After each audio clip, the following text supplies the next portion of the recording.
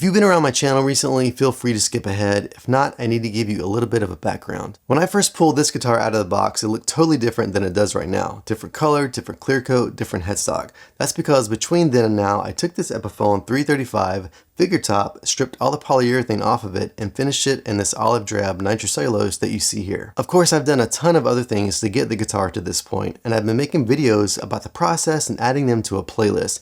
There are about 15 videos thus far, and I'm continuing to add to the list. You can get to that playlist by clicking in the link in the upper part of the video or in the description down below. Now I will say that before I completed the full transformation, I made a few minor modifications to the guitar when it still had its raspberry T-burst color, like the Bigsby, pickup rings, and pickguard. So in other words, I did all those things and then played the guitar like that for a couple of months. One of those small modifications was changing the truss rod cover from the Epiphone style to the Gibson one, which took a little bit of effort. This was before, like I said, I reshaped the entire headstock, and it was kind of in preparation for that coming down the road. So that's what you're going to see in this video. I'm getting to the point now of trying to figure out how I'm going to put the Gibson style truss rod cover onto this Epiphone guitar.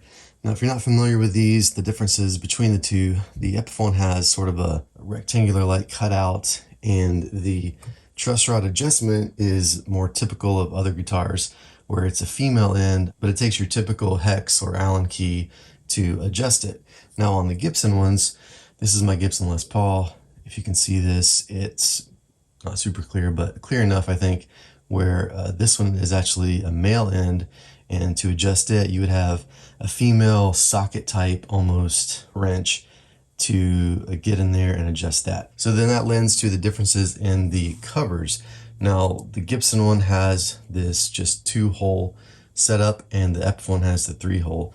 So the Epiphone, of course, sits flush up against the nut, and it looks like that. And the Gibson one obviously looks like this, and it has this sort of, let's see if I can do this. Okay, so it has this sort of bridge right here where this screw goes. All right, now to compensate for that and to put this style cover on this guitar, I'm gonna have to figure out some sort of bridge to go here. So what I've done is taken some 1/8 inch veneer that I had laying around the house. I think it's 1/8 inch. Looks like it to me. But I took that with like a hacksaw and just cut off a couple of little pieces like this. Of course, I measured the distance across here, I got an idea, and then I fit it, and I put this little arrow so that I knew this piece would fit in there after I sort of sanded it down like that. So that's where it's gonna go. And I got this little piece here as an additional thickness, because let me show you the screws real quick. So this longer screw on the right is the Epiphone screw. And so if I sort of compare thicknesses right here, hold on a second. So if you look at this and the little piece of wood I got, actually, let me grab this. Okay, so if the Epiphone screw were to go through the Gibson style truss rod cover, you've got that thickness and you've got this, but you've still got quite a bit of length that's not being inside of wood. So it doesn't have a lot to grab onto. It's probably sufficient, but I thought maybe I would double it up and give a little bit more something for it to bite onto like that. But then again, the Gibson one is really short. If I were to obtain this style of screw, then, and if I just use this, then it would pretty much have all of the screw threads into the wood. So I don't know for sure what I'm going to do. And the other consideration, the other big consideration that I have is this particular truss rod adjustment. If I can get this in here. So you can see that that's where it's locked into the female end of the truss rod. The problem with that is I don't have a lot of space in here to fit this in. This cover has to have something to for the screw to go into, and I could put it up flush against the nut, but I want a little bit of space. Anyway, the issue is I don't have enough length on the end of a normal hex key to do that. So of course, you know, you could go in from this way, right? And they do make hex keys with like a handle on the end. So like it's got a long shaft and a handle, and you insert it and you can just have the leverage you need to kind of adjust where you need to. So I could use something like that, or I could use the hex key with this long part engaging in the truss rod nut. But the only problem is it hits this part of the headstock, the front face of the headstock. And so instead of trying to modify a hex key, and I looked and looked online and I can't really find anything with a long enough short end to compensate for this piece of wood that's going to be there.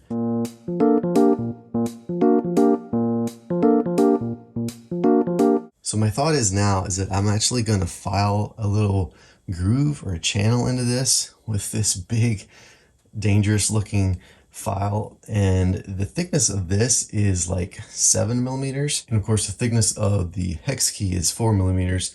So I'm going to have 1.5 millimeters ish on either side to kind of compensate for any angle that it's going in, sort of not true. So I think I'm going to be okay. I mean, if you look at this in comparison, there's a long way of that's, you know, going to be covered up by the truss rod. So I can get a pretty good channel in there, even as ugly as it might look. I'm going to try to make it as neat as I can, of course. It's going to be covered up by this and no one will ever see it. And then that should give me the access I need to insert the key this way and to adjust as needed. Okay, to do this, I am right-handed, so I had to orient the guitar this way. Now this is a big heavy-duty file, and it's probably gonna do a lot of chattering at first until I can get a groove going. I put this tape down here just to protect. Hopefully I don't slide, and I definitely don't want to hit the nut, so I should probably put something right there. Okay, I got some tape there on the nut. Let's try this out.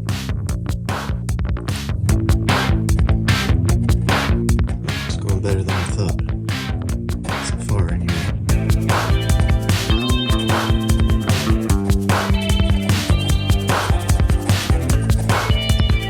Okay, let's just kind of see where we're at. Perhaps with this, maybe, I doubt, but maybe it'll work now. I think that might actually work. I think I need a little bit more.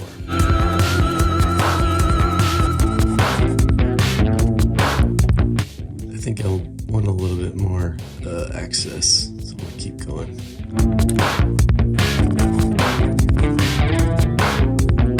All right, I think I'm at a good place here. I can put this in pretty easily. It does rub against the top of the headstock, so I might do a little bit more, but you know, it's got some play as you would expect. It does the same on this end. If I put it in, it's got play up and down, but it is the right size for the nut. And so if I put it in here, now it's a lot harder to do by hand now because you don't have that leverage. It is doable, and I even tried this, making sure I don't mar up this end with the pliers I have here, but that just means I'll probably end up buying one of those T-handle hex key tools for this guitar, and of course I can use it on other guitars as well. So I think I'm pretty happy. I might do a little bit more sanding on this channel, but I did vacuum it up and clean it up a little bit. And so that's what it looks like. I did go into my tape, but I've got plenty of room still before any would show outside of the truss rod cover. So I think I'm pretty satisfied with that. The next step, of course, will be to glue in the little bridge that I made. This is the general idea and kind of where this little bridge is going to be. I did try the thicker 2 pieces, and it's going to be just too thick if I were to put my hex key in there and sandwich these 2 guys in. And I don't know if you can tell, but it's not going in under the nut. So that's going to be too thick for those 2 pieces.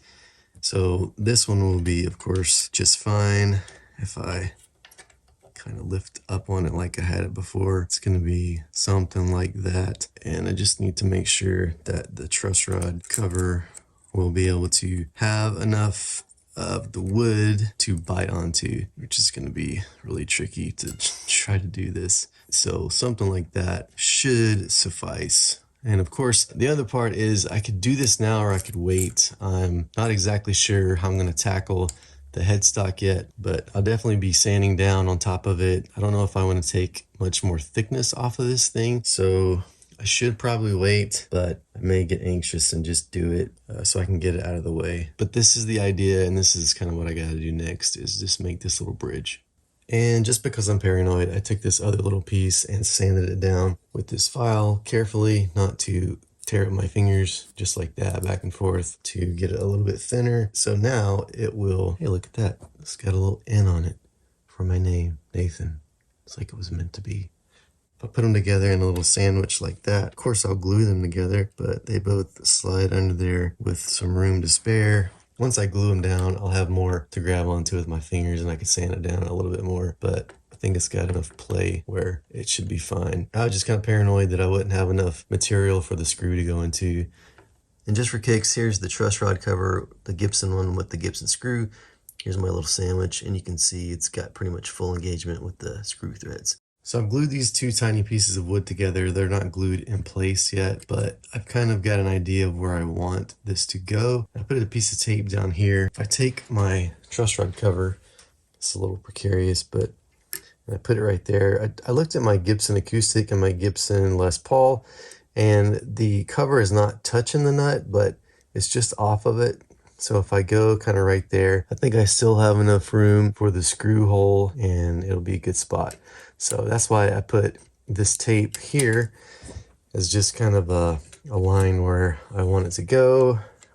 Now this is going to be a little proud of the headstock on this end because it's kind of ramped up like this. So if that makes sense. So I'll have to sand that down eventually. But I want to make sure I've got enough clearance for the hex key. So what I'm going to do now is take this guy out. Then I'm going to plan to take some sandpaper and rough up the edges of both sides of where the piece is going to go. I'll put some tape across the nut to protect it, but I just want to make sure it's got something for the glue to bite into, and then I'm going to glue it in place. So yeah, here's my little sandwich that I made. It's drying right now, and now I'm going to get to this part.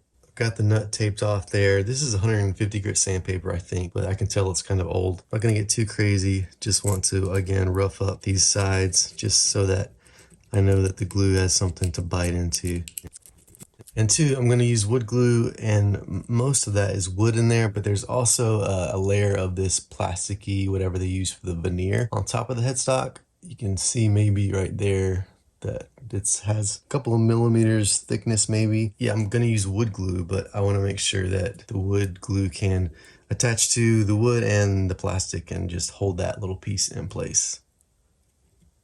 Okay, I think that's good. I zoomed in a little closer so you can see some of the scuff marks in there. I, again, don't want to take too much material off, just want to make sure it has something to grip to.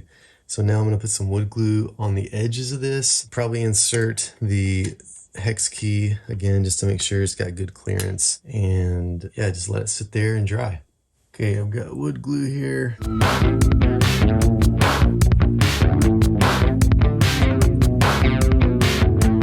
Thought I'd grab my needle nose pliers to give me a little bit more control here.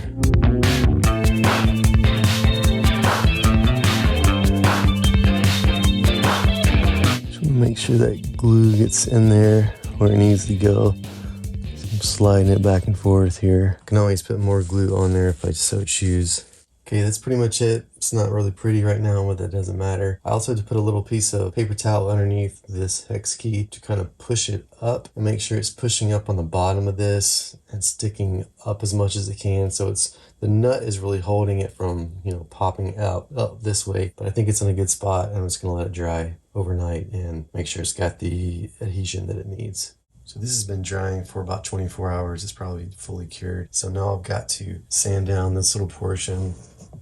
Maybe I can flip the guitar so you can see that little piece of wood's jutting out, and it's not flush with the face of the headstock. So I need to get something to sand it down. I'm going to tape all around it with some painter's tape, and then get maybe a sanding block or maybe even this big heavy duty file very carefully to just knock it down, and then end up probably using sanding block to make it more fine. But it doesn't have to be totally flush right now, because even to drill holes and put the truss rod cover on there, it's going to be a little forgiving. So when I start working on the headstock and reshaping and all that, I'll get to that and it'll be blended in with the rest of the headstock. But for now, we just have to knock this down.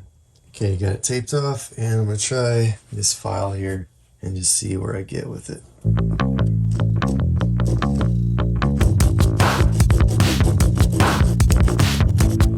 It's a little awkward with the camera here, but I'm doing my best.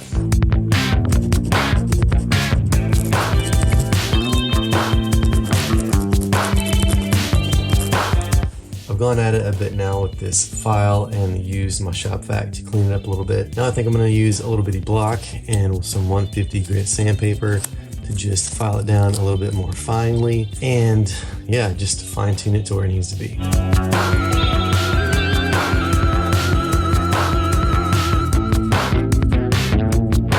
Okay, that's probably good. You can see there a little spot where I'm already sanding into the tape. That's okay. Everything on this headstock is going to be taken off anyway as far as the finish, so I'm not too worried about it. Actually, that was where the existing hole was for the previous truss rod cover. So now I'm going to try to install the Gibson style cover and yeah, be done with that. As far as this guy goes, I want it, generally speaking, maybe right there, a little bit off of the nut. If I go too far this way, I can see where the end of the wood is. So, you know, I've got a limited sort of place where I can put it. Okay, so I put a piece of tape through this area here, trying to go through the center line of the crown and the top of the headstock. And then I also took the width of the nut and got the center and drew a little pencil mark right there. So I've got this kind of where I want it. I believe it's straight. I can take the tape up a little bit like that and see that it's pretty much through the center of that crown line. So now I'm going to drill the holes. I've got a 1/16 inch drill bit. I hope that's the right size. Got the screw here to kind of gauge the depth. So now it's time to drill carefully. All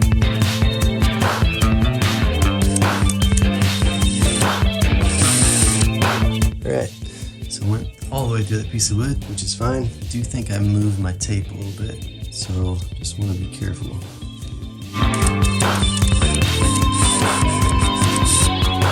Okay, let's see how that goes. You can see here's the old hole for the old truss rod cover, and then above that is the new one. Of course, we got a new hole there.